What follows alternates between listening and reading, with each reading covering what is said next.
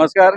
संतश्रेष्ठ ज्ञानेश्वर माऊलींच्या सोहळ्याचं स्वागत आता मान्य नामदार शंभूराज देसाई, मान्य नामदार शिवेंद्रसिंह राजे, मान्य नामदार मकरंदबा पाटील आणि इतर सर्वच सन्मान्य लोकप्रतिनिधींच्या उपस्थितीमध्ये प्रशासनाच्या अधिकाऱ्यांनी सातारा जिल्ह्यामध्ये पाडेगाव येथे केलेलं आहे.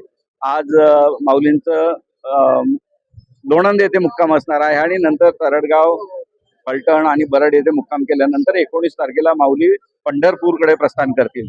सातारा जिल्हा प्रशासनाच्या वतीने, जिल्हा परिषदेच्या वतीनं माऊलींच्या सेवेमध्ये आरोग्य व्यवस्था असणार आहे, पाणी पुरवठ्याची व्यवस्था असणार आहे, स्वच्छतेची व्यवस्था केलेली आहे, महिला आणि लहान मुलांची व्यवस्था केलेली आहे. जर्मन हँगरच्या माध्यमातून मान्य नामदार जयकुमार गोरे साहेब यांच्या मार्गदर्शनाखाली वारकऱ्यांना विसावा घेण्यासाठी व्यवस्था केलेली आहे. त्याचबरोबर चरणसेवा या मागच्या वर्षीपासून सुरू आहे की जे वारकरी दिवसभर चालून थकलेले असतात त्यांच्या सेवेचा आनंद आपल्या जिल्ह्यातील जे काही व्हॉलंटियर्स आहेत त्यांना मिळणार आहे.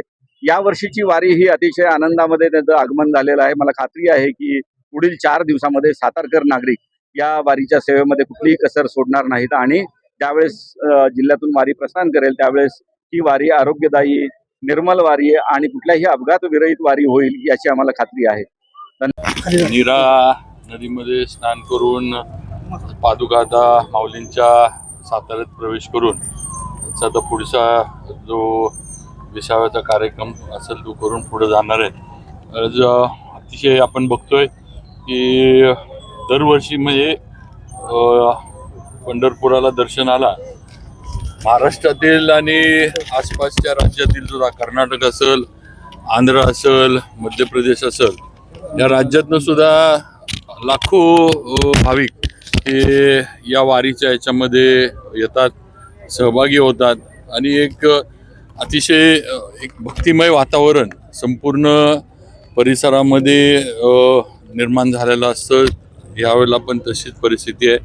प्रशासनानं पण चोख सगळी जी काय लागणारी मदत आहे, बंदोबस्त आहे आणि आरोग्याची सेवा असेल, बाकीच्या सेवा असतील, ह्या सन्मान्य मुख्यमंत्री साहेब, उपमुख्यमंत्री आपले एकनाथ शिंदे साहेब, सुनेत्रा वहिनी हे सगळ्यांनी आणि जिल्ह्यातील पण आम्ही सर्व, मी असीन, जयकुमार गोरे भाऊ असतील, जे पालकमंत्री शंभूराजे आहेत, मकरंदाबा आहेत, जिल्हा परिषद आहे आपल्या, प्रियाताई असतील, भैयाचे राजू भैया, सगळ्यांनी हा सगळा जो प्रवास आहे हा सुकर व्हावा. जी काही मदत आपल्याला प्रशासनाकडनं, जिल्हा परिषदकडनं करता येईल ही सगळी मदत देण्याचं आणि सगळं जे आहे सोयी सुविधा देण्याचं काम हे केलेलं आहे. आणि आताच माऊलींच्या पादुकांचं दर्शन या ठिकाणी घेण्यात आलं आणि म्हणजे सगळ्यांवरच आपल्यावर आशीर्वाद विठ्ठलाचा आहे, तो कायम राहावा. मला वाटतं आपल्या सर्वांच्या वतीनं विठ्ठलाला संपूर्ण महाराष्ट्रानं पावसासाठी साकडं घालावं. हे पाऊस हा आपल्याला जो याच्यामध्ये तर विठ्ठलानं आपल्याला पावसाच्या माध्यमातून शेतकऱ्याला आणि आपल्या सगळ्यांना आशीर्वाद द्यावे हीच पंढरपुराच्या विठ्ठलाच्या चरणी माझी प्रार्थना.